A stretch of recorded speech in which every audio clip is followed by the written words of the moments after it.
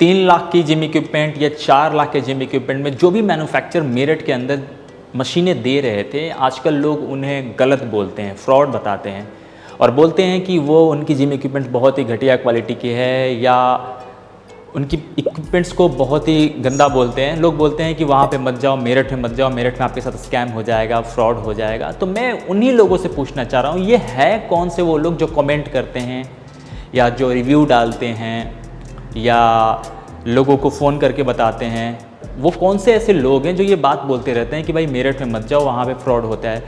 आप लोग ही हो जो इसके साथ फ्रॉड हो रहा है, क्योंकि 2 लाख में जिम इक्विपमेंट, 3 लाख में, 4 लाख में जिम इक्विपमेंट लेना चाहते हो। आपको बस एक नाम का पैकडेक फ्लाई चाहिए।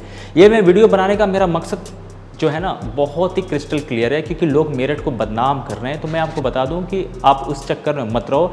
यहाँ भी बहुत अच्छे अच्छे जिम इक्विपमेंट्स के मैन्युफैक्चरर हैं जिनकी इतनी बड़ी डिस्प्ले एरिया है कि दिल्ली में इतनी बड़ी जिम इक्विपमेंट की फैक्ट्री जो 15-15, 20-20 साल, 25-25 साल से बैठे हुए हैं उनकी भी नहीं होगी। यहाँ पे लोगों ने वो बेंचमार्क को 10 साल में और 12 साल में अचीव कर लिया है। तो आप उनसे हमें कंपेयर मत करें कि जो वहाँ पे जाने के बाद मशीनें ख़राब मिलती है।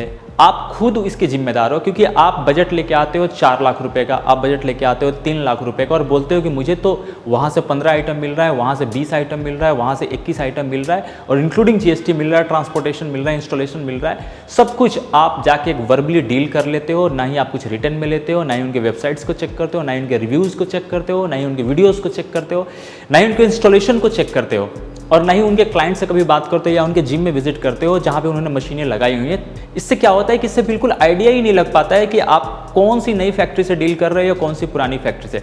तो मैं कुछ ऐसे पॉइंट्स आपके सामने रखने वाला हूँ जिससे आपका माइंड बिल्कुल क्लियर हो जाएगा कि जिम इक्विपमेंट मैन्युफैक्चरर के अंदर आपको 4-5 पॉइंट क्या देखनी चाहिए। सिर्फ आप एड्स देख के या उनके वीडियोज़ को देख के आप जज मत करो, क्योंकि कंपैरिजन अगर होता है तो ऑल्टो और मर्सिडीज़ का नहीं होता है। कंपैरिजन अगर होता है तो ऑल्टो का हो सकता है और K10 का हो सकता है। तो कंपैरिजन करने में सबसे पहले आपको ध्यान क्या रखना है या जिम इक्विपमेंट्स की खरीदारी करने में आपको कौन कौन से पॉइंट को ध्यान में रखना है, मैं आपको बताता हूँ। सबसे पहले नंबर 1 पॉइंट कि उनके डिस्प्ले को आप विजिट करो। सबसे पहले उनके डिस्प्ले में जाओ, उनके इक्विपमेंट्स को देखो, कितनी इक्विपमेंट्स उनके पास लगी हैं। 10 इक्विपमेंट, 20, 50, 100, 150, कम से कम 100-200 इक्विपमेंट तो लगी रहनी चाहिए ट्रेडमिल वगैरह के साथ। 200 इक्विपमेंट अगर उनके पास लगी है तो आपको लगना चाहिए कि हाँ ये एक रेपुटेड मैन्युफैक्चरर है। कम से कम 25, 30, 40 लाख रुपए का इनके पास डिस्प्ले एरिया है। तो इन्होंने काफ़ी सीरियसली इस जॉब को कर रहे हैं और सीरियसली इस बिज़नेस को वो एक्सपैंड कर रहे हैं, इसके साथ काम करने में वो बहुत इंटरेस्टेड है।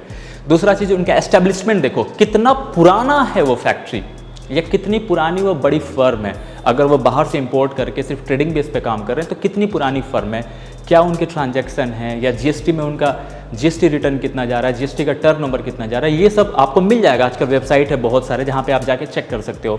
कोई कंपनी ऐसा है जिसके 1 करोड़ का ट्रांजैक्शन है 1 साल में, कोई कंपनी है 20 करोड़ का ट्रांजैक्शन है, तो कौन सा सीरियस बिजनेस कर रहा है आपको पता चल जाएगा। सेकेंड चीज़ कि उनके जो कंटेंट हैं वो किस तरह के ऑथेंटिकेशन है, क्या वो सिर्फ बेचने के पर्पज़ से कंटेंट बना रहे हैं, जस्ट लाइक कि मुझे सिर्फ वीडियो बनाना है, मुझे सिर्फ पैकेजेस चिल्लाना है और हर किसी को सिर्फ पैकेजेस बेचना है, लोगों के बारे में मिमिक्रियाँ करनी है, लोगों के बारे में बुराइयाँ दिखानी है और खुद का फिर दिवाला निकल जाए, तो ऐसा काम करते हैं। या कुछ चैनल्स बनाने का उनका एक मोटिव भी है। सपोज़ करें कि मैंने अगर आपसे एक जिम खरीद लिया तो मैं आपके वीडियोस को क्यों देखूं? मैं तो पैकेजेस नहीं खरीदूंगा, क्योंकि आज मैंने जिम खरीदा है, कल भी मैं जिम नहीं खरीदूंगा। तो मेरे लिए क्या वैल्यू ऐड कर रही है उनके चैनल्स, उनके वीडियोस, उनके कोई भी पोस्ट, तो उसके हिसाब से आप देखें कि वो क्या नॉलेज दे रहे हैं। नॉलेज के साथ साथ क्या जिम चलाने के लिए अगर हमारे साथ कुछ प्रॉब्लम हो रहा है तो उसके साथ वो सपोर्ट कर रहे हैं, नहीं कर रहे हैं, रिमार्क रिव्यू दे रहे हैं कि नहीं दे रहे हैं। तो ये सारी चीज़ें आपको जाननी चाहिए। थर्ड होता है कि आप उनके रिमार्क्स देखो, क्लाइंट ने उनको कितने मार्क्स दिए हुए हैं। जैसे सपोज करें उन्होंने 100 जिम लगाए हुए हैं, तो जो आपके आसपास में जिम लगे हो वहाँ पे जाके आप विजिट करो कि उनके सर्विसेज कैसे हैं, क्योंकि क्लाइंट आपसे झूठ नहीं बोलेगा। जो भी आसपास के लोग होंगे वो आपसे झूठ नहीं बोलेंगे, वो तो बोलेंगे कि सर हाँ उन्होंने मुझे सर्विस नहीं दिया, इस वजह से मैं लेना नहीं चाह रहा हूँ, और उनके बॉडी लैंग्वेज आपको पता चल जाएगा। तो ये सारी चीज़ें देखो एक 2 बार जाके। फिर इसके बाद उनकी आफ्टर सेल सर्विस देखो कि लिखित में वो रिटन में आपको क्या क्या दे रहे हैं कि मैं आपको वारंटी ये दूंगा, गारंटी ये दूंगा और मेरे इतने दिन बाद आपको सर्विस प्रोवाइड होगी, इतने सर्विस फ्री है, पेड है तो कितना चार्जेस है, हर एक चीज़, फ्रेम की गारंटी, वेट स्ट्राइक की गारंटी, पर्टिकुलरली हर चीज़ का खुलासा होना चाहिए आपके रिटन वर्क में। ये सारी चीज़ें होने के बाद फैक्ट्री कितनी बड़ी है उनकी, आई मीन 200 गज की या 150 300 गज की या 500 गज की तो फैक्ट्री नहीं है ना, जहाँ पे वो सिर्फ लग रहा है कि महीने में 2 जिम या 3 जिम या 4 जिम ही बना सकते हैं। उनकी फैक्ट्री देखो, इसके साथ साथ उनके मेन पावर देखो, स्किल्ड लेबर काम कर रही है, काम करने का तरीका उनका कैसा है, पैटर्न उनका कैसा है, काम करते किस तरीके से हैं, क्या बारीकियों पे वो ध्यान दे रहे हैं, लेजर्स लगा रखी है, बेंडिंग मशीन लगा रखी है नहीं, पाउडर कोटिंग का प्लांट अपना इन हाउस है या नहीं। तो ये सारी चीज़ें तो आपको देखनी ही चाहिए। साथ ही साथ ये देखो कि कितना बड़ा इंफ्रास्ट्रक्चर वो मैनेज कर रहे हैं, क्योंकि जितना बड़ा इंफ्रास्ट्रक्चर होगा, सपोज करें बॉडी लाइन जंक्शन या किसी भी कंपनी की आप बात कर लो, नेटवर्थ सपोज करें मेरा 1 लाख रुपए है। अब 1 लाख रुपए में अगर मैंने 80,000 रुपये किसी काम को करने में लगा दिया तो मैं कितने मन से करूँगा, क्योंकि 80% मेरा कैपिटल गया हुआ है। तो मैं कितना सीरियसली उस चीज़ को ऑन कर रहा हूँ, कितना सीरियसली उस चीज़ के ऊपर सोच रहा हूँ, इसके ऊपर भी डिपेंड करता है। 2 लाख 3 लाख 5 लाख 10 लाख रुपए की फैक्ट्री नहीं है, फैक्ट्री उनकी करोड़ 2 करोड़ 5 करोड़ की है, तो उनका वर्थ पता चलेगा। फिर आपको लगेगा कि हाँ मुझे कंपैरिजन किससे करनी है। फिर लास्ट में सबसे बात आता है फिनिशिंग की, फिनिशिंग उनकी कैसी हो रही है। अब फिनिशिंग भी आपको क्लियर हो गया, उनके क्वालिटी भी आपको क्लियर हो गए, उनकी फैक्ट्री भी क्लियर हो गई, उनके डिस्प्ले एरिया भी आपको क्लियर हो गया, उनके रिव्यूज़ भी क्लियर हो गए, उनके क्लाइंट से बात करने का तरीका भी क्लियर हो गया। अब आओ आप बिहेवियर पे, क्योंकि बिहेवियर बहुत ही ज़्यादा इंपॉर्टेंट है।